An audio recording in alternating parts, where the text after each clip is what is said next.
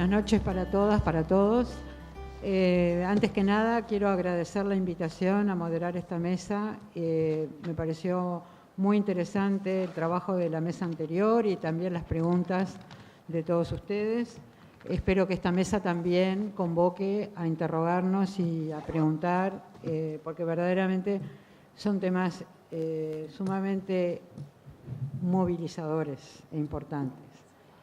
Para presentarme, bueno, mi nombre es Susana Grunbaum, yo soy psiquiatra de niños y adolescentes y he trabajado durante la mayor cantidad de años, en los últimos años, con adolescencia en salud integral y también en las prestaciones de salud mental de adolescentes, tanto en ACE como en un prestador privado.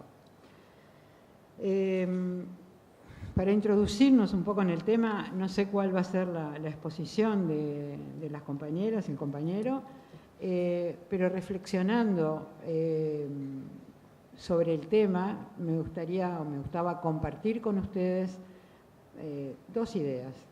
La primera tiene que ver con las leyes y también para enganchar con la mesa anterior, ¿no? Estuvimos hablando de la ley. Las leyes son muy importantes, eso nadie lo duda, pero también sabemos que se hacen muchas cosas buenas sin leyes y también sabemos que se hacen muchas cosas malas con leyes. Entonces, eso lo que a mí me importa destacar es centrar parte del tema en cuanto a lo que son los prejuicios en el trabajo médico, psiquiátrico, psicológico, porque tenemos el título de esta mesa es Despatologizando Identidades y ya también es un título que nos convoca y de alguna manera trata de deconstruir algo que sucede, que es patologizar las identidades. Yo recuerdo cuando empecé el posgrado, allá por el año 83, el posgrado de psiquiatría infantil, un prestigioso profesor, que nadie pondría en duda ni antes ni hoy, pero una de sus enseñanzas era que para valorar el desarrollo infantil, que era una materia que nos llevaba mucho tiempo, ¿no? Casi un año estudiando el desarrollo de los niños en diferentes etapas de la vida, y el profesor nos dijo, y por algo yo recuerdo siempre esa expresión, nos dijo, un varón que no juega al fútbol, cuidado, ¿no?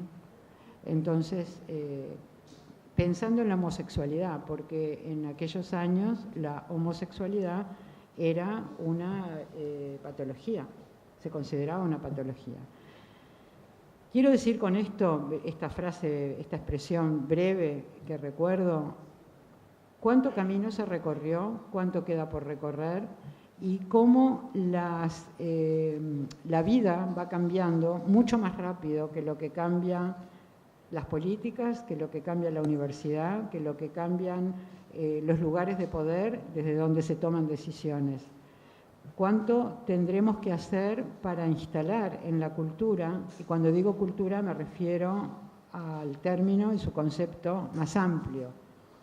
Cultura como la expresión de todo lo humano, dentro de lo cual también incluyo lo que tiene que ver con la docencia, con el aprendizaje y la importancia de que las nuevas miradas sobre las identidades se puedan incluir en la formación profesional, porque en ese sentido todavía estamos lejos. Ni siquiera estamos incluyendo del todo en la formación de los futuros médicos los temas que tienen que ver con adolescencia a secas. Entonces, imagínense, mucho más lejos estamos de incluir estas temáticas, no solamente en quienes puedan estar interesados, que siempre van a llegar de un modo u otro a formarse, a estudiar, a interrogarse, sino en todos aquellos que saben muy poco del tema y parecen desinteresados, pero a la larga son una mayoría silenciosa que también influye y hace daño. Yo dejo mi reflexión por acá para darle la palabra al profesor Diego Sampol. Buenas, ¿cómo les va? Gracias por la invitación. Me parece como muy importante tener esta instancia de discusión entre nosotros. Uruguay está como a punto de nuevamente marcar la cancha en el escenario regional, en un contexto donde hay una fuerte criminalización de toda la diferencia en todos los niveles. Que nosotros estemos tratando de avanzar legislativamente en la aprobación de una ley integral para personas trans me parece sustantivo y ojalá que logremos unificar la voluntad política para que este proyecto finalmente se apruebe. Yo había pensado, para discutir en concreto la cuestión de la patología y la despatologización hoy, como hacer un breve recorrido por algunas cuestiones que tienen que ver de cómo se ha sido pensado este tema en el campo de la psiquiatría, en el campo de la biomedicina, para después de algún lugar problematizar qué mecanismos son viables para hacer otros recorridos sobre la cuestión. Ustedes saben que todo lo que es muy diferente ha sido históricamente siempre rotulado, estigmatizado, y desde que la medicina y la medicalización de la sociedad han avanzado, tradicionalmente también ha sido de alguna forma patologizado. El ingreso de lo trans en el campo de lo patológico está muy ligado básicamente a lo que es el DSM-3 en 1980, cuando ante el lobby de un grupo de médicos y personas que trabajaban en la salud con población trans, dicen la mejor chance para esta población en el contexto estadounidense es lograr que se lo reconozca como una patología, así podemos garantizar prestaciones de salud. Entonces, básicamente el ingreso al DSM tiene que ver con este lobby profesional que se hace para tratar de mejorar las condiciones de salud. Y vamos a ver que esto es un problema persistente en todos los debates globales sobre el tema de despatologizar o mantener el rótulo de patología dentro de la discusión del escenario global. En esa época la categoría que se utilizó fue la de transexualismo. O sea, básicamente el transexualismo pasó a ser, como fue rotulado, ¿no? Una cuestión de patología.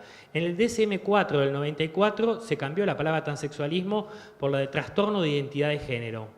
Que acá vamos a ver que precisamente la rotulación avanzó sobre un campo mucho más laxo, porque básicamente también este trastorno de la identidad de género podía involucrar a niños que, entre comillas, que pueden ser considerados afeminados o mujeres consideradas masculinizadas.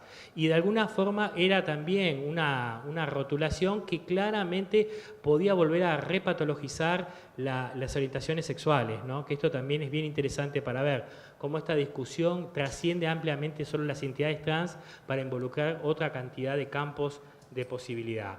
En el 2010, la APA pasa a hablar de incongruencia de género, ¿no? Y abandona y hace toda una crítica de la palabra de trastorno, diciendo que en realidad hablar de incongruencia de género es mucho menos estigmatizado, cuando en realidad la estigma sigue siendo tan fuerte o casi lo mismo. Y después en el 2013, el DSM-5 habla de disforia de género, sobre la idea supuestamente que disforia tiene que ver con un malestar o un sufrimiento psíquico, ¿no? Que tiene que ver, acá también vemos también como el nomenclátor es totalmente amplio y genérico. En realidad, ¿quién no siente malestar con respecto a los ideales regulatorios heteronormativos? ¿Quién cumple a cabalidad las expectativas de género que el sistema heteronormativo difunde para nosotros?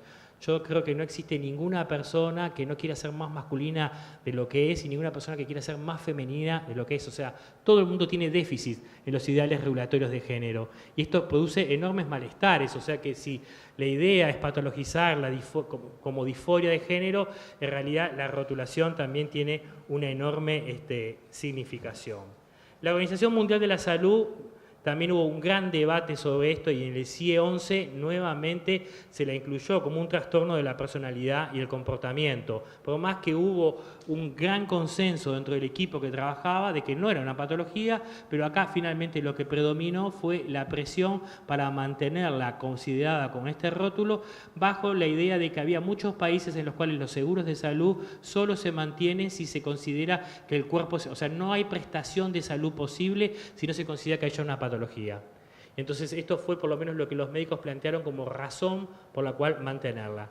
Todos estos debates han sido contestados en el campo del activismo académico y social, por lo que básicamente ha sido el movimiento global de Stop la patologización, el Stop Trans Pathologization, que comenzó en el año 2009 y que ha logrado prácticamente articular el discurso en 40 países de todo tipo. Es claro que los modelos de patologización son muy problemáticos. ¿Por qué? Porque en primer lugar refuerzan el estigma social y la exclusión social, legitiman el recorte de derechos. Ustedes saben que el primer paso para el recorte de derechos de un individuo es rotularlo como enfermo. Esto construye la posibilidad de una agencia y de una serie de reclamos en los cuales las variables que lo están afectando no son politizables. O sea que si yo considero a una persona enferma, la agencia que le doy para su acción colectiva tiene que ver con reclamos en el sistema de salud, pero no con respecto al estatuto social que de alguna forma define su subalternidad. Definir como algo como patológico dificulta la politización de eso. Entonces, primer gran problema que encontramos con la patologización es que no nos permite pensar estos temas como problemas políticos, como problemas de regulación, que esto es el segundo asunto. La idea de patologización construye el asunto o el tema de la identidad de género como un tema individual y de alguna forma silencia todos los procesos de regulación social que construyen a estos individuos como personas raras, como personas disidentes o como personas ajenas a la norma. O sea que la patologización, además de despolitizar, invisibiliza los factores sociales y estructurales que generan formas de otredad. Y en este sentido también claramente es muy problemático. ¿Por qué? Porque de alguna forma seguimos viendo al individuo afectado por todos los mecanismos, pero invisibilizamos los mecanismos regulatorios que generan ese sufrimiento psíquico. El malestar que vive la población trans no tiene que ver con su identidad, sino con que hay una sociedad transfóbica que no para de matarlas y masacrarlas desde su más tierna infancia. Entonces, construirlo como una cuestión patológica, lo único que hace es invisibilizar todas estas violencias sociales e institucionales y al mismo tiempo también invisibilizar la violencia de los propios aparatos de salud, que con la rotulación no hace más que en realidad generar graves problemas de acceso. ¿Qué quiere decir esto? Que el DSM, más allá de todas las pretensiones que pueda tener en un sentido o en otro, más allá de todas las herramientas conceptuales que pueden utilizarse en un aparato de conocimiento, en realidad termina operando como una suerte de herramienta de control social, que funciona como una especie de policía de género, que nos dice y que nos quiere congelar ciertas relaciones históricas y contingentes entre los géneros. O sea que básicamente el DSM lo que nos está planteando es que hasta cierto proceso de transformación histórica de la relación entre los géneros, eso es normal. Todo el devenir de ahí en más, en realidad, deviene como problemático y patológico, lo cual en realidad es esto. Es un aparato de control social que parece negar el cambio y la transformación social. Las identidades trans lo que nos están planteando claramente es que la lógica heteronormativa binaria es un artificio regulatorio cultural y que existen muchos caminos posibles de identificación, muchos caminos alternativos al simple binario que quiere hacernos creer la heteronorma y que todos estos caminos serían fácilmente transitables si existiera una sociedad que permitiera el despliegue de este tipo de trayectorias. A mí me parece que discutir todas las cuestiones que tienen que ver con la despatologización también implica para mí básicamente reconocer la alteridad de caminos que pueden existir de estas identidades dentro del trayecto médico. ¿A qué me refiero? Generalmente todos los discursos médicos plantean que las identidades trans tienen como 3 pasos unánimes, ¿no? Que implican, por un lado, un malestar persistente, el inicio de un proceso de hormonización y finalmente se termina con la operación de reasignación de sexo o la transformación quirúrgica. Este camino unitario desconoce la heterogeneidad de caminos posibles que existen en la vida cotidiana de la gente. No todo el mundo quiere hacerse operaciones de reasignación de sexo, no todo el mundo desea hormonizarse, hay personas que desean hormonizarse y no quieren hacerse operaciones de reasignación de sexo. Hay una pluralidad de caminos posibles de recorrer que generalmente el sistema biomédico a nivel internacional ha tenido gran dificultad para pensar. En Uruguay, nosotros podemos ver que la trayectoria ha seguido durante buen tiempo, si uno ve en los servicios del Hospital de Clínicas, históricamente reproducían estas creencias hegemónicas dentro del campo de la psiquiatría y los principales clasificadores de enfermedades mentales. En su momento, el Clínicas fue pionero en la instrumentación de operaciones de reasignación de sexo en el año 1991 y hasta el 2013 dio estas prestaciones con mayor o menor deficiencia. En general, los servicios implicaban que la persona estuviera años esperando a veces para obtener una operación de reasignación de sexo, había como múltiples entradas, se intentó en algún momento de protocolizar esto en un proceso de 2 años y finalmente eso nunca se concretó hasta que en el 2013 el doctor Tonto en su momento decidió que no se iban a hacer más operaciones en el Clínicas debido a problemas presupuestales. Y ahí fue como que de alguna forma se cerró un ciclo de toda esta discusión en el hospital universitario. Y después la medicina familiar y comunitaria ha iniciado un proceso bien interesante en Uruguay de reconceptualizar la relación entre lo que son las corporalidades trans y el sistema biomédico. ¿Por qué? Porque en primer lugar la medicina comunitaria y familiar reconoció la integralidad de los problemas y las necesidades de salud de la población trans. Esto quiere decir que no solo van a consultar por hormonización, sino por un resfriado, van a consultar por problemas que tienen que ver con otras dimensiones de la vida. Y de alguna forma el sistema de salud comenzó a dar respuesta a esta integralidad.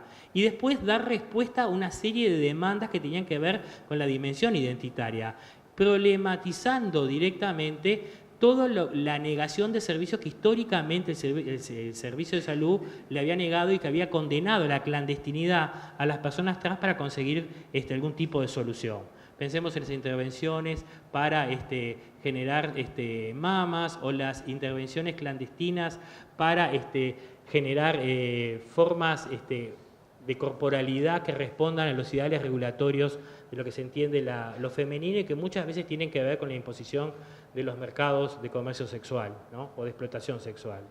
Entonces la medicina familiar y comunitaria comenzó un proceso bien interesante de conceptualización de que estas corporalidades no son patológicas. Y esto hay que decirlo, Uruguay comenzó a desalinearse claramente con la visión hegemónica o que tiene buena parte del sistema biomédico a nivel global y comenzó a desarrollar en forma sostenida y cada vez una política pública que se construyó de abajo hacia arriba, lograr de alguna forma que el sistema de la red de atención de primaria de salud diera una respuesta integral a los procesos de demanda de hormonización de la población y que empezara como los procesos de coordinación entre, por ejemplo, la policlínica de los Martes del Samboa y, por ejemplo, el Pediatra Rosell para hacer operaciones de mastectomía o histerectomía y ahora probablemente de reasignación de sexo también. O sea que vemos que a nivel local se está produciendo una transformación bien importante que puede poner a Uruguay como pionero junto con Argentina dentro de estos procesos. Yo la verdad que celebro enormemente esta discusión porque me parece que, como muy bien planteaba Foucault, el saber poder, o sea que estas discusiones sobre qué es enfermo y qué no es enfermo no están alejadas de lo político, sino son parte constitutiva de la discusión política. Y la práctica de transformación de un propio sistema de salud, si empieza por dentro, tal vez es el mejor escenario en el que nosotros podríamos estar en la actualidad. Me parece claro que la discusión de la despatologización tiene que estar acompañada de un debate que rompa con la idea de un sistema de salud jerárquico donde no se da ni voz ni voto al usuario dentro del servicio. Tiene que migrar hacia un sistema de salud que respete la autonomía individual y que cada vez se piense más al médico como acompañante de un usuario del servicio y no como una persona que toma decisiones en forma paternalista por ese usuario. Entonces, discutir la despatologización implica necesariamente discutir el sistema de salud que tenemos y el lugar que tienen los usuarios dentro del sistema. Me parece que lo que inició de alguna forma la cátedra de medicina familiar y comunitaria, los servicios de coordinación con el Pediatra Rosell y el Maciel en algunos niveles, están dando claros señales de renovación y de avance en esta agenda en el terreno de la salud. Yo espero que esto básicamente avance mucho más y que logremos ahora sí que diferentes corporaciones profesionales comiencen un proceso de pronunciación que contribuya severamente a vencer el estigma que históricamente han tenido estas corporalidades dentro del sistema de salud. Yo lo dejaría por acá y después vemos si hacemos como más parte de preguntas. Muchas gracias. Bueno, muchas gracias, Diego. Le damos la palabra a la doctora Rosselli. Hola, buenas noches. Bueno, quería agradecer también la posibilidad de estar en esta mesa. Y bueno, vamos a hablar un poco desde el tema de la salud, un poco acerca de, bueno, de la formación, de esto que hablaba Diego en cuanto a los equipos de salud. Yo me integré a trabajar con ovejas negras haciendo la especialidad de medicina familiar y comunitaria y vimos ahí esa percepción de que faltaba formación para atender las necesidades en salud de la población LGBT. Empezamos a ver que la mirada de la atención, que debe ser integral, debería ser desde lo que es la salud de las personas, los derechos, a poder acceder al sistema de salud, derechos educativos, derechos al trabajo, ver desde lo que es la promoción de salud, todo lo que tiene que ver con la atención a las personas LGBT y las personas trans. Estábamos viendo entonces que esta falta de formación estaba marcando una barrera importante a la hora de la atención en salud, que estaba dificultando y estaba postergando el acceso de las personas trans a concurrir a los centros de salud, muchas veces acarreando una agravación del problema de salud y requiriendo un ingreso en niveles de atención como el tercer nivel y la hospitalización. Vimos entonces de empezar y comenzar a trabajar en los equipos de salud, no solo con el personal médico, sino con otros técnicos y con todos los centros de salud, desde la persona que recibe a los usuarios y las usuarias, personal de seguridad, personal de limpieza, enfermería, empezando todo un proceso de sensibilización y capacitación. Por supuesto que obtuvimos muchas resistencias. Hace 8 años que empezamos con todo este proceso, tuvimos muchas resistencias al inicio de todo esto, pero que poco a poco veíamos que a través de estas capacitaciones y sensibilizaciones las personas se iban abriendo. El poder dar conocimiento de estas realidades y estas necesidades en salud de la población trans hizo que este proceso se fuera dando. Empezamos a pensar ante la demanda que se iba generando después que se hizo todo este proceso de cada vez más personas que pedían y solicitaban tener esta formación y esta capacitación. Y empezamos como una nueva etapa de cursos de formación continua, que empezó primero con técnicos o profesionales graduados y después se hizo también con estudiantes, que lo interesante hay una integración de diferentes disciplinas, hay una transdisciplinariedad, también personas de diferentes sectores, no solo el sector de salud. Y bueno, se empezó a comenzar con estos cursos que también venían personas de diferentes lugares del país. Lo que se trabaja en estos cursos es eso, ver la salud de las personas trans desde la salud centrada en lo que es la persona, ¿tá? Con sus diferentes necesidades en salud. Poder hablar y ver lo que son los determinantes sociales, la discriminación, la estigmatización, la patologización que ha tenido esta población y cómo todo esto afecta a la salud de las personas. Trabajar entonces con cada uno de estas personas y poder mejorar la calidad de vida. Queríamos destacar que este año, es como del año pasado a este año, hubo como, o sea, algo que disparó. Tuvieron 300 personas que se anotaron en estos cursos de formación. Nos ha desbordado en lo que tiene que ver con nuestra capacidad docente. Hubo que hacer una selección, entonces hemos visto cómo esta necesidad ha ido creciendo, ¿no? De formación. Por eso tenemos como planteado, bueno, el desafío de cómo seguir, ¿no? Cómo seguir, poder cumplir con todas estas necesidades que se van planteando por parte de los equipos de salud, ¿no? Queremos, bueno, destacar que lo que hacemos énfasis en estos cursos es que las personas deben ser atendidas por el equipo de salud, personal de salud de cabecera, donde las personas viven, donde las personas están o trabajan. Creemos que todo el personal de salud debe estar capacitado y que el Estado debe hacer garantía de esto.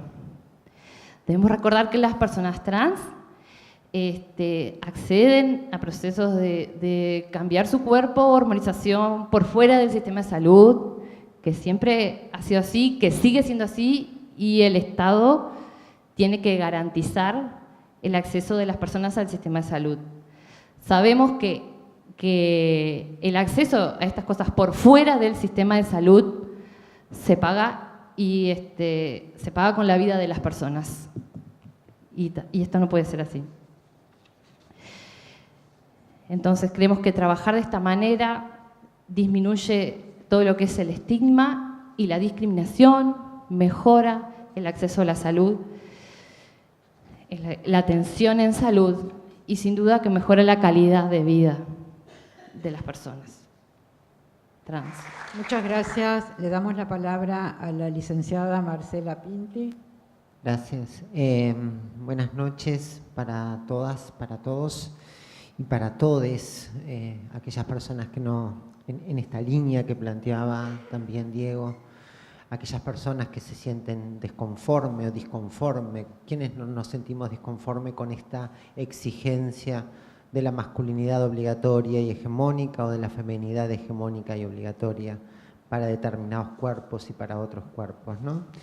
En principio quiero agradecer a Ovejas Negras por invitarme al Sindicato Médico del Uruguay y me parece que las cosas cuando uno las pone en palabras que tiene que ver con mi disciplina facilita y habilita. No voy a ser ingenua en que soy una identidad trans, en que soy licenciada en psicología y que estoy en el Sindicato Médico del Uruguay. Y esto me parece que tiene que ver también con una forma y de cómo estamos en este Uruguay tan revolucionario, a pesar de todo, pasan estas cosas. Habemos identidades que habitamos algunos espacios y por suerte felicito que eso pase. En este Uruguay, en el que planteaba Diego también, en un momento histórico particular, que parece que estamos con mucha efervescencia cuestionándonos y criticándonos y viendo por dónde van la moral y la ética, o algunas morales y algunas éticas. Hemos estado hablando un poquito acerca, Diego tiene esa facilidad de hacer de la dimensión histórica un relato ameno. Y bueno, cómo esto de la dimensión histórica y la dimensión política cobran una relevancia significativa en la dimensión sanitaria, ¿no? Cómo estas tres dimensiones dialogan y se conjugan en lo que tiene que ver la práctica clínica, en definitiva. Porque acá de lo que estamos hablando es básicamente de la práctica clínica. Y cómo entran en juego las identidades trans en la práctica clínica. A mi criterio, las identidades trans tienen esta cosa de lo subversivo en todos los ámbitos en los cuales nos movemos, nos desarrollamos y en los espacios públicos y privados en los cuales habitamos, porque nos enfrentan a pensar nuestras propias prácticas, nuestras propias identidades, nuestras maneras de hacer, de ser, de decir y de practicar eso que decimos. Volviendo a la clínica, ¿de qué clínica estamos hablando hoy? ¿Y qué nos pasa a los profesionales de la salud cuando nos enfrentamos a una identidad que cuestiona nuestras propias prácticas clínicas y nuestras propias prácticas sociales, humanas y como personas en nuestra cotidianeidad? Porque el personal de salud no estamos ajenos a que ese otro que se enfrenta a nosotros cuestiona desde algún lugar, desde alguna manera, nuestras propias prácticas, aceptar nuestras propias disidencias y nuestras propias normalidades.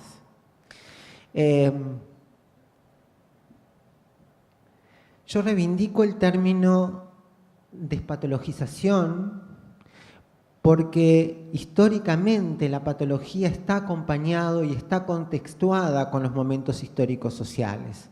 No es algo que se pueda desprender del contexto político y social.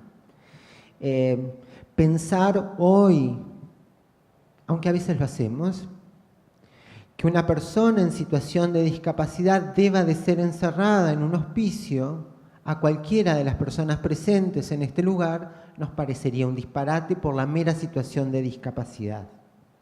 Y no hablo de la discapacidad mental, que aún sigue pasando. Hablo de cualquier otro tipo de discapacidad que sabemos que nos ocurría, históricamente ha ocurrido esto en la historia de la humanidad. ¿Y esto de qué nos está hablando? Nos está hablando de qué cuerpos como ciencia habilitamos, qué cuerpos como ciencia consideramos que son válidos y qué cuerpos consideramos que no son válidos. Para mí, las identidades trans, en esto de lo subversivo, tiene una cosa de mucha asimilación con los procesos de la discapacidad. No lo digo yo, lo dice Paul Preciado. Y esto nos enfrenta a pensar la clínica moderna. ¿De qué clínica estamos hablando? ¿De la clínica de las mujeres y de los hombres? ¿De la clínica de esta heterosexualidad obligatoria? Cuando se nos presenta un usuario, automáticamente nuestros discursos o nuestros pensamientos muchas veces tienen que ver con las prácticas que esas personas desarrollan en lo cotidiano.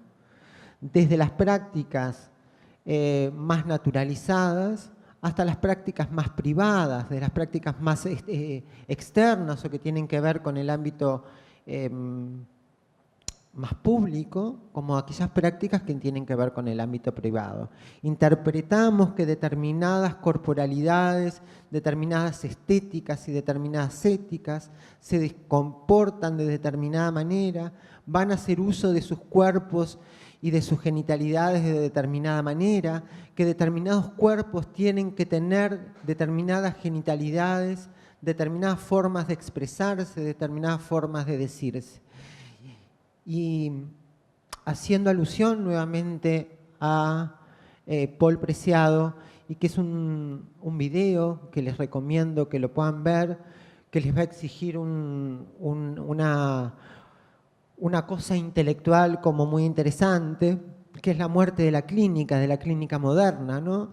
Y que tiene que ver con esto de qué validamos y qué procedimientos de validación tenemos sobre esos cuerpos, qué estamos aplicando sobre esos cuerpos cuando nos enfrentamos a un otro en un espacio clínico, cómo validamos ese otro que tenemos delante. Y tiene que ver con los procesos de normalización también que utilizamos desde la clínica para adaptar esos cuerpos y que esos cuerpos sean válidos para determinado sistema en el cual habitamos, para determinadas formas con las cuales nos relacionamos y determinadas maneras de las cuales nos relacionamos. Yo apunto, y me parece que está bueno como poder pensar en una clínica de lo diverso, en una clínica en donde escuchemos al usuario, en esta línea que planteaba Diego Sempol, en donde que ese otro nos sorprenda con su discurso, que nos haga comprender cuál es su realidad y no que nosotros tratemos de adaptar ese discurso a nuestros manuales, a nuestras prácticas clínicas. Y que en esa en esa conjunción dialéctica, podamos establecer nuevos procedimientos, nuevas formas de habitar lo clínico, porque lo clínico se habita también y se construye con cada usuario y se construye con cada dispositivo. En definitiva, quienes hacemos clínica, tanto en el ámbito médico como en el ámbito del OPSI, o en otros ámbitos, porque creo que la clínica aún puede ampliarse a otros dispositivos que no tienen que ver con el ámbito de la salud únicamente, pero vamos a referirnos al ámbito de lo sanitario, del ámbito de la salud, en esto de adaptar ese discurso a nuestros aprendizajes, a nuestros supuestos saberes, también nos coloca en un lugar de poder, en un poder hegemónico, en el cual si no tenemos conciencia de ese rol, no tenemos una escucha que pueda facilitar ese espacio clínico y habilitar a la disidencia. Y tiene que ver con estos procesos de normalización, ¿no? Parece que todas las mujeres, que todos los hombres, que todas las personas trans, que todos los niños, que todas las niñas tienen que ser de determinada manera, comportarse de determinada manera, y que todo aquello que no sea esperable está no validado, y eso enseguida nos lleva a los manuales y con la necesidad de ubicar. Y esto, ¿no? Esta cosa del manual. El manual es una forma de aproximarnos a determinados cuadros diagnósticos, pero no son la Biblia del discurso del usuario. Ese usuario no tiene necesariamente que encajar con determinados manuales diagnósticos. El manual diagnóstico es para nosotros, no es para el usuario. Y eso me parece que es súper necesario poder ponerlo sobre la mesa y poder decir, a ver, este manual me está diciendo cosas a mí, no está diciéndole cosas al usuario. Me está aproximando. Y si no lo encuentro, no hay ningún problema. Tratemos de construir a esta relación dialéctica y clínica con esa persona que algo nos viene a decir. El poder no está en nosotros, más allá de que nosotros reconocemos y debemos de saber que tenemos de determinado lugar de asimetría, pero que esa asimetría no nos paralice, no nos enmarque de una manera tan rígida que no nos habilite esa escucha. Y con esto era lo que yo hoy planteaba al principio cuando intervení, cuando el doctor estaba hablando. Pensar y entender que el cuerpo del otro es del otro y no es mío, y yo no puedo ejercer poder sobre ese cuerpo, sabiendo que aunque no quiera, lo estoy ejerciendo. Y me parece que es en esta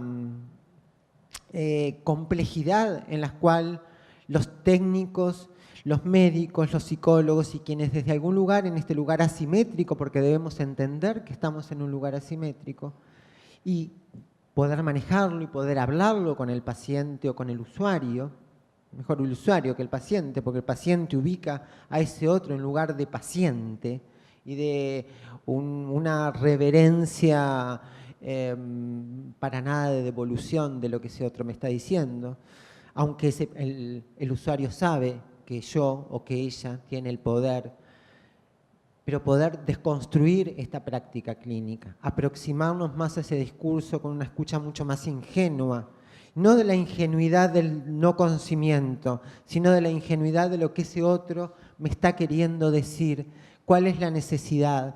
En definitiva, la práctica clínica tiene que ver con el sufrimiento. Las personas se nos acercan y con los procesos de acompañamiento, porque también la medicina muchas veces, y que muchas veces dejamos a muchos colegas fuera de esto, ¿no? Es decir, bueno, un ginecólogo en los procesos de un embarazo no está interviniendo sobre la patología. Está interviniendo sobre acompañar procesos vitales que tienen que ver con el propio desarrollo humano, que tiene que ver y que, bueno, eso darán cuenta más los y las ginecólogas que en esos procesos tampoco son homogéneos, tampoco son idénticos, porque los seres humanos y las personas somos diversas y en eso está la riqueza de la clínica.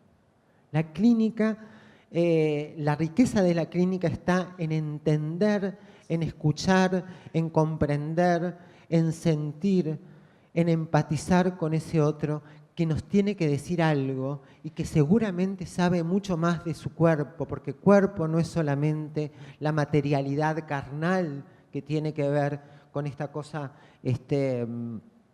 material, tangible, sino aquello que tiene que ver porque el sufrimiento no es tangible. Más allá de que tenga una representación corporal, pero hay algo que tiene que ver con la forma de decir, del cuerpo y del discurso o del cuerpo-discurso, porque yo utilizo la palabra cuerpo y sujeto como una misma acepción. No hay cuerpo sin sujeto y no hay sujeto sin cuerpo. Y el sujeto está sujeto a ese cuerpo y ese cuerpo está sujeto a ese sujeto. Lo que tenemos que hacer en la clínica, a mi criterio, es poder, en el caso de las identidades trans, en esto que decía Diego, que me estoy referenciando a él, sí, sin duda que los y las identidades trans se pueden aproximar a lo clínico con una diversidad de interrogantes, de consultas que tienen que ver con otros ámbitos que no sean estrictamente lo identitario, pero lo identitario cruza y transversaliza todos los procesos, pero no solamente a las identidades trans, a todas las identidades. La identidad de género no es una propiedad de las identidades trans, es una propiedad de la condición humana. Y esto es importante, porque si no parece que la identidad de género tiene que ver con determinado grupo, con determinado colectivo, que reivindica determinado colectivo, y no, la identidad de género nos transversaliza a todas y todos en nuestra trayectoria vital. En definitiva, estamos hablando de lo que es ser hombre, de lo que es ser mujer en esta sociedad contemporánea. Y quizás es momento como para poder pensar también desde este lugar de la clínica que el sexo no tiene que ver estrictamente con nuestra genitalidad, sino que tiene que ver más con el cuerpo, con ese cuerpo sujeto y con el discurso de esos cuerpos. En la medida que podamos pensar y ubicarnos desde ese rol, vamos a poder habilitar, como dice Butler, a mi criterio, también una vida mucho más vivible. Muchas gracias. No, muchas gracias. Y ahora nos gustaría dar la participación a quienes tengan preguntas, comentarios, dudas. Allá hay alguien. Mi pregunta va referida específicamente a algo que comentó la doctora sobre la prestación de servicio de salud, ¿no? Que todos tienen acceso. Ese discurso que obviamente en lo ideal es perfecto, porque es así, nadie lo duda, que todos tenemos acceso a la salud, sobre todo las personas más vulneradas, de población más vulnerada. El tema es cómo se aplica eso en la medicina privada, o en las mutualistas, o en la medicina que no rige estrictamente en lo estatal, ¿no? O sea, cuando usted hablaba del acceso a las prestaciones de servicio de salud, sobre todo para la población trans específicamente, ¿eso vendría a referirse también a la medicina privada? ¿Hay cierta obligación implícita, tácita, de que la medicina privada se capacite y busque las formas y la modalidad de implementar por lo menos los pasos que decía el doctor de reasignación, hormonización, etcétera, etcétera? Por lo menos algo básico, que hoy por hoy son numerosos los casos en los que la medicina privada no adquiere un rol activo y de hecho trata de mirar al costado para como sacarse un problema, podría decirse, de arriba, en cuanto a cuestiones que desconoce o que por lo menos no está en capacidad de saber tratar hoy por hoy. Entonces, ¿cómo quedaría en ese plano o en ese escenario la prestación de servicio y el derecho al acceso a la salud? Sin duda, lo que estábamos hablando, bueno, y yo donde más trabajo es bueno, a nivel de ACE, a nivel del prestador público, pero que sin duda,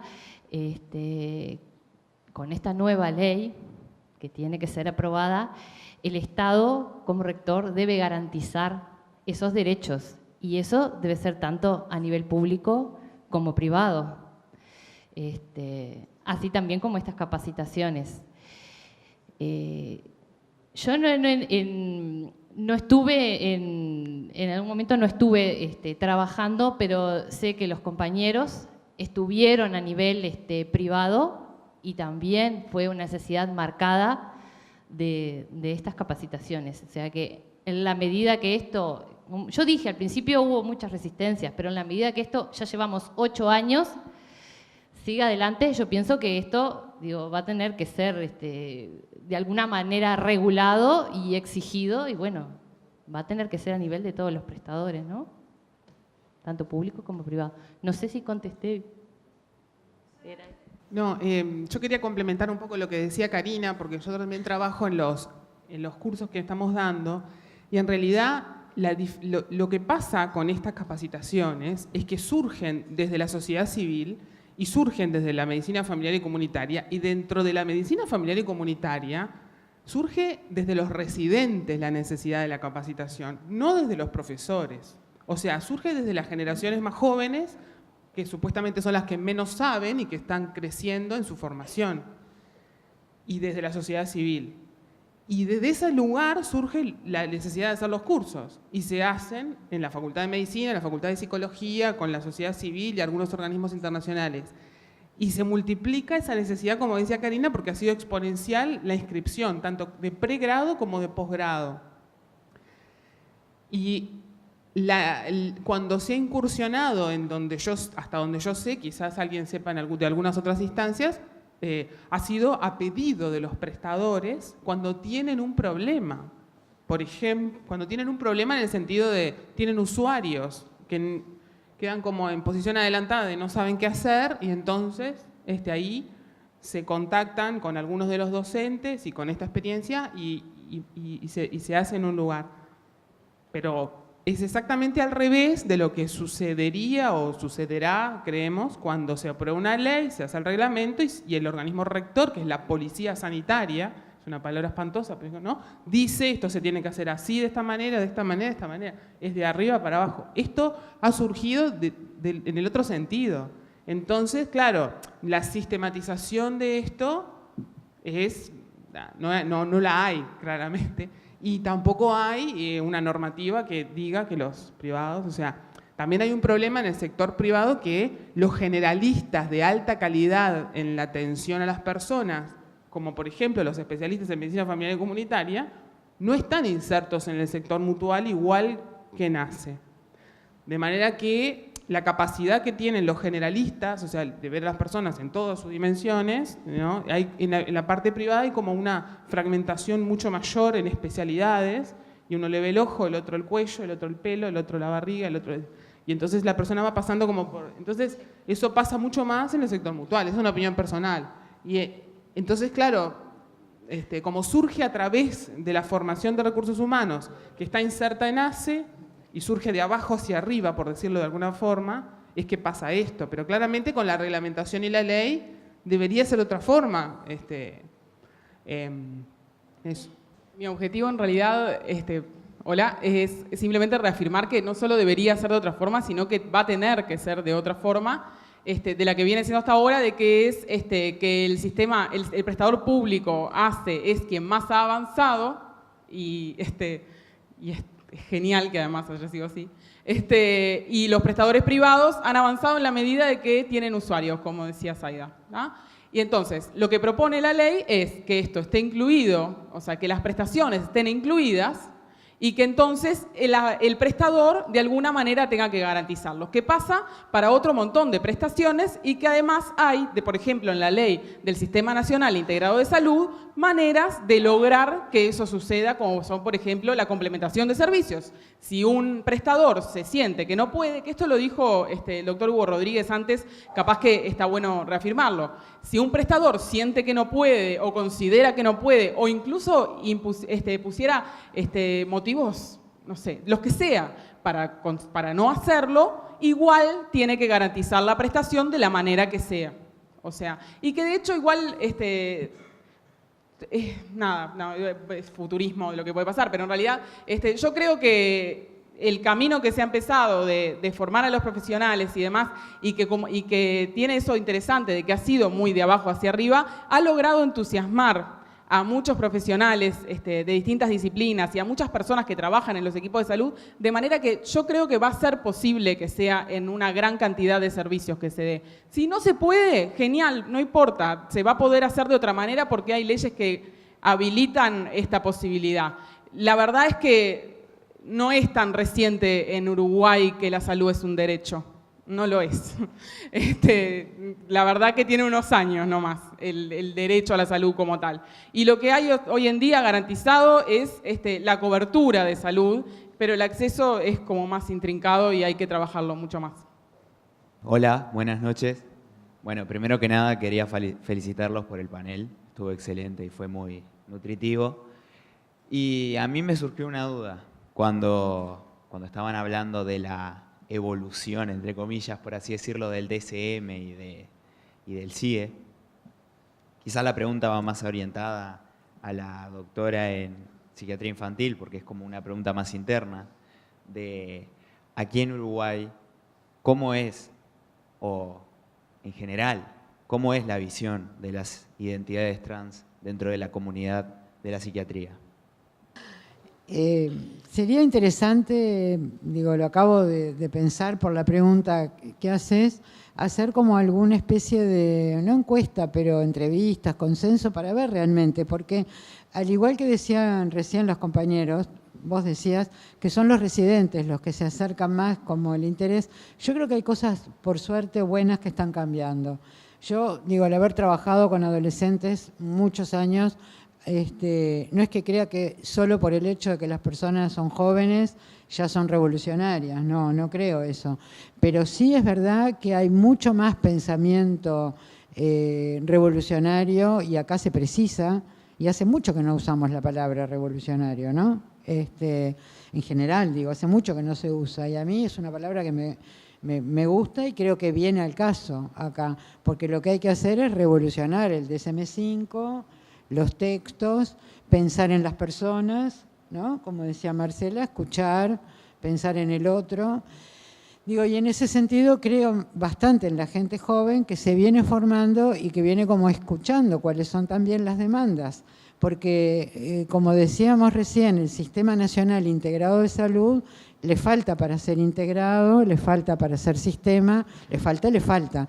Pero algunas cosas sí han avanzado. A mí me tocó, por ejemplo, participar de un ateneo en el interior junto con otros colegas, porque bueno, una pediatra había quedado muy conmocionada porque en la consulta había venido un niño de 7 años con maquillaje brillantina en la cara y los padres preocupados porque el niño quería ir vestido de niña a la escuela.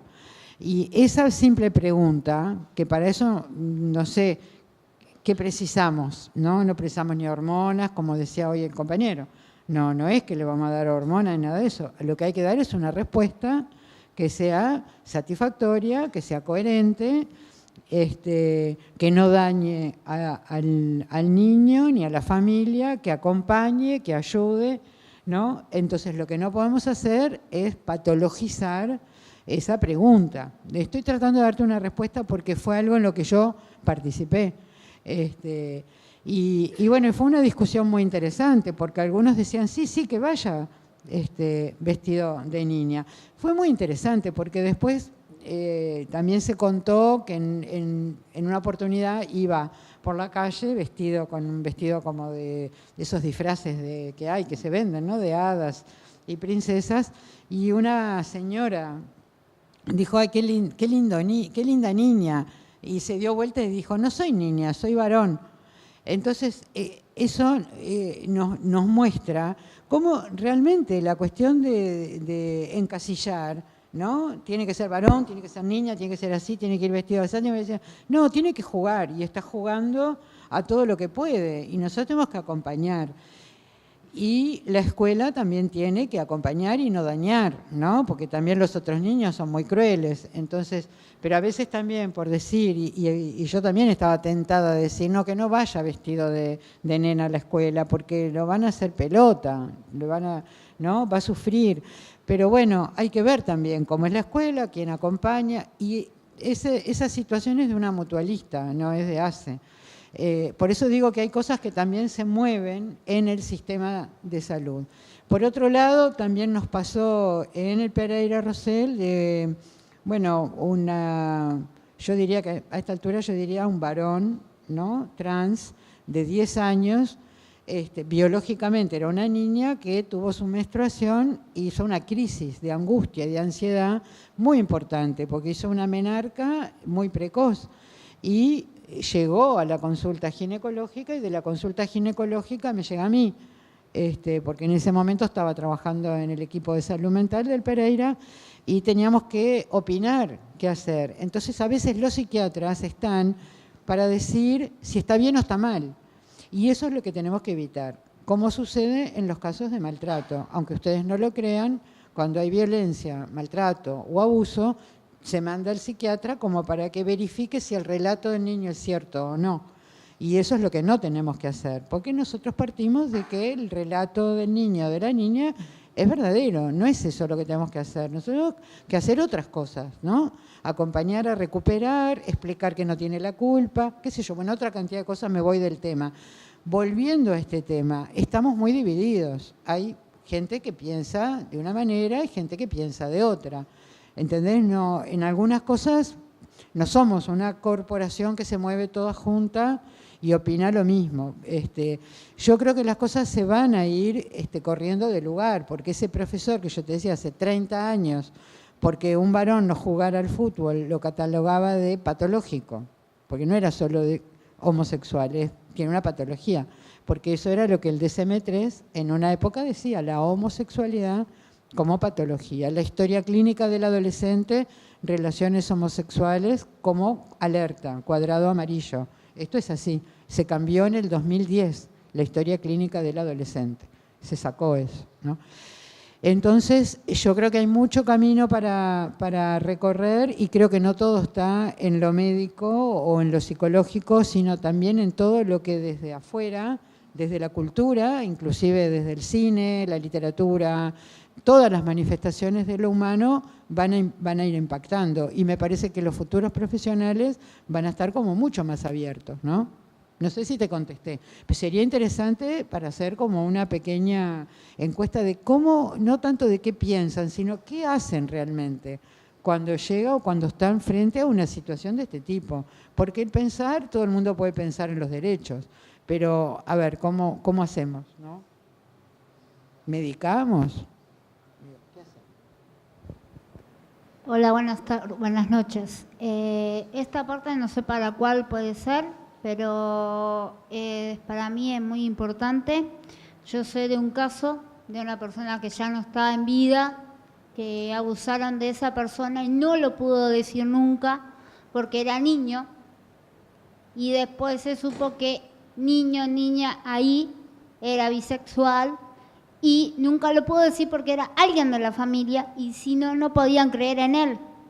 Entonces, toda su vida se lo tuvo que tragar, no lo pudieron llevar a psiquiatra ni psicólogo, pues no lo podía decir. La verdad, no sé cómo se están usando ahora las maneras de ahora cuando es en la familia y eso, para que no pasen más tragedias de suicidios o otras cosas. En realidad no me quedó muy clara cuál es la pregunta. A ver, estás planteando, estás poniendo sobre la mesa en el discurso una situación de abuso en una en una persona que en realidad no es una identidad trans, por lo que tú estás planteando, sino que tiene que ver con, hablaste de bisexualidad, puede ser.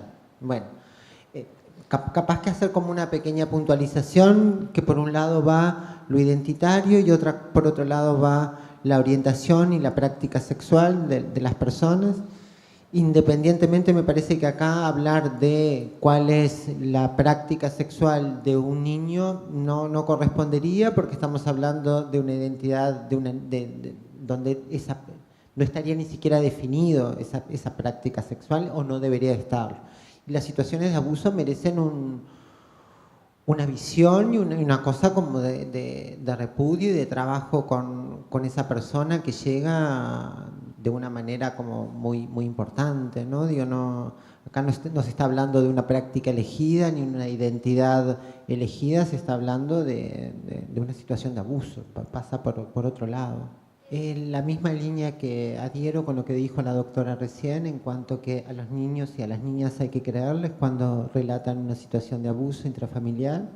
Esto no tiene una consecuencia en lo que tiene que ver con su orientación sexual futura, no hay forma de asociarlo.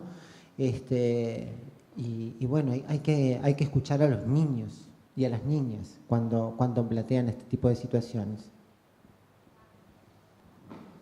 No, primero felicitar realmente a la organización, y que se dé en este ámbito del sindicato médico me parece muy importante. Voy a hablar un poco la necesidad de mi facultad, la Facultad de Medicina de la Universidad de la República, de escuchar.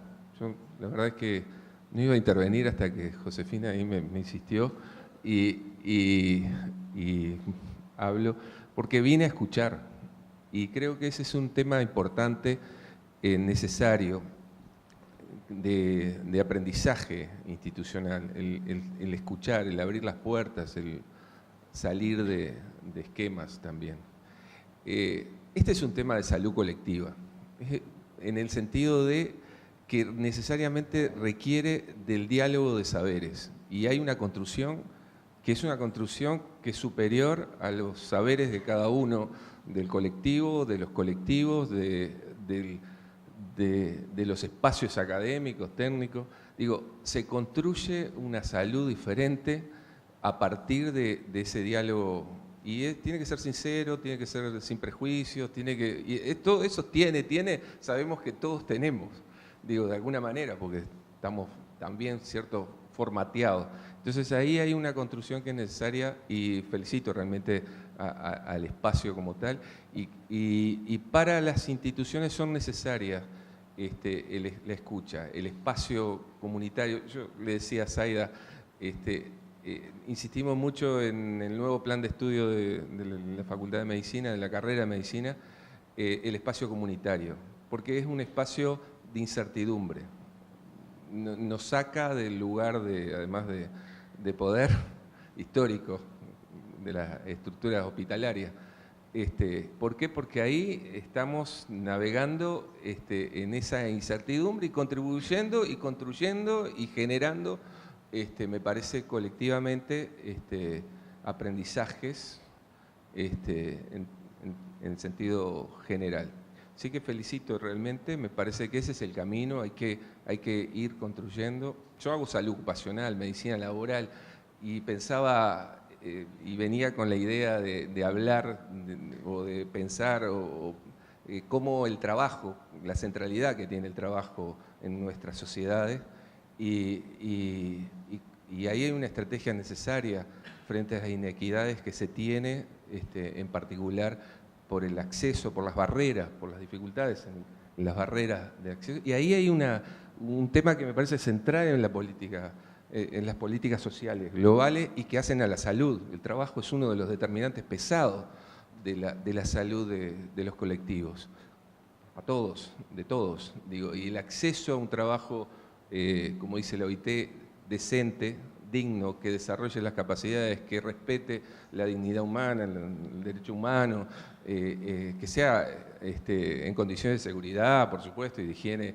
laboral, pero que además esté acorde con las posibilidades del desarrollo de las personas, es central en una política de búsqueda de equidad, de derecho como ciudadano, de respeto de la diversidad. Bueno, creo que ahí hay también otro componente que está también en la ley y que se plantea también en cuanto a un determinante pesado de los que hacen al bienestar y al desarrollo de las personas y de las capacidades.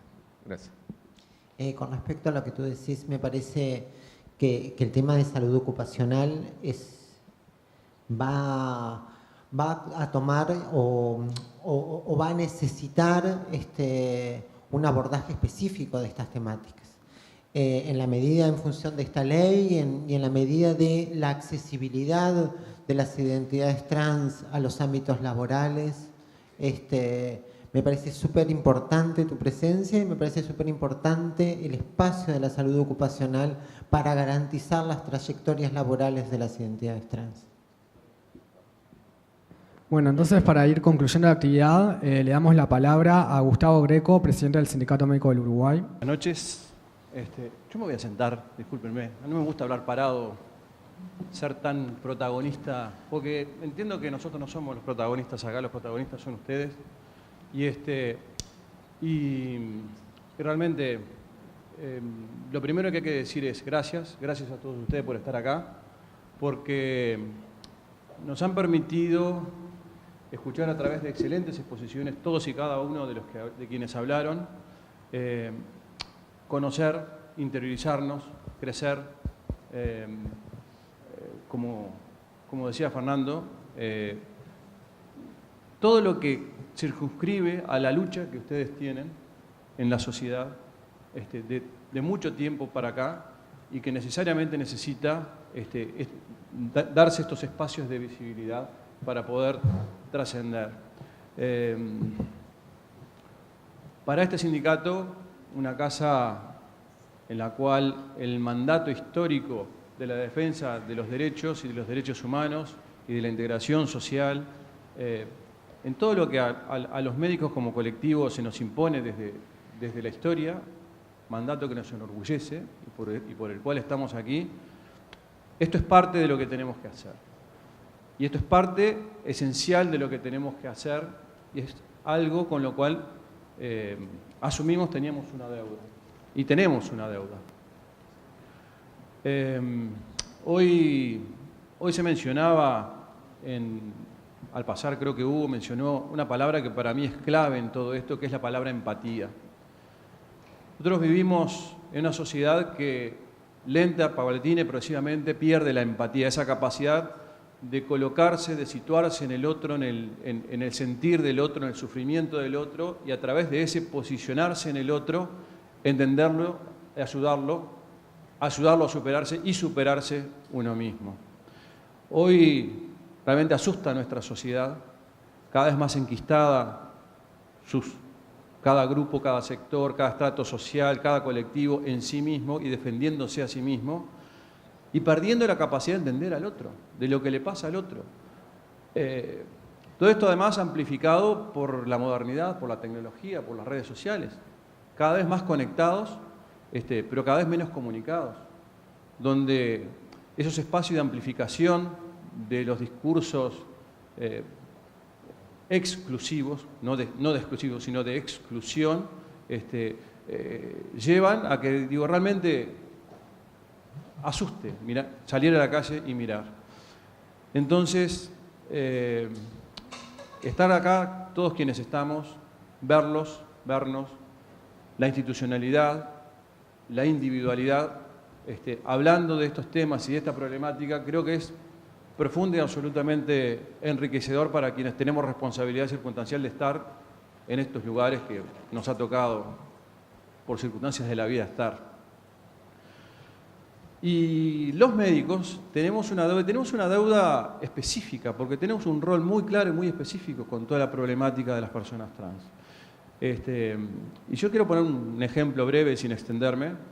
Ustedes saben que con motivo del convenio colectivo que firmamos en el año 2015 para acceder al aumento salarial, acordamos con el gobierno y con las empresas hacer cursos virtuales, ¿no? Tenemos una partida de incremento salarial contra cursos virtuales que todos los trabajadores de la salud teníamos que acceder que es parte de toda la política de mejorar la calidad de la asistencia al sistema y demás. Dentro de ese curso virtual que todos hicimos, hay 20 minutos dedicados a esta problemática, a la problemática específica de los problemas de género y de las personas trans que están en un escenario de simulación en el cual actúa nuestro amigo el doctor Daniel Márquez, el turco, que sabemos que es muy buen actor, y en el cual, ¿no? En un momento actúa como un médico convencional, como somos todos y cada uno de nosotros que estamos inmersos en esta sociedad con sus valores anacrónicos y su falta de empatía y con su incapacidad de comunicación y de entender, en una consulta médica cualquiera, y con un usuario del sistema trans, y en el acto siguiente está un médico con capacidad de entender, con conocimiento, con empatía, que humanamente comprende la situación y la problemática. Está también ejemplificado los dos escenarios. Está también ejemplificado cómo el resultado desde el punto de vista médico es uno en un caso y otro en el otro caso. Pero no solamente desde el punto de vista médico, sino desde el punto de vista de ese vínculo humano médico-paciente que es absolutamente vomitivo en un caso y razonable y humano en el otro, que impacta. Digo, y en lo personal, esos 20 minutos me los guardé, los tengo en la computadora de mi casa, los bajé del programa del Ministerio de Salud Pública, porque ejemplifican claramente cómo la sociedad estigmatiza, cómo la sociedad impone el sufrimiento, no comprende y potencia todos estos sentimientos de los que hablaba al principio.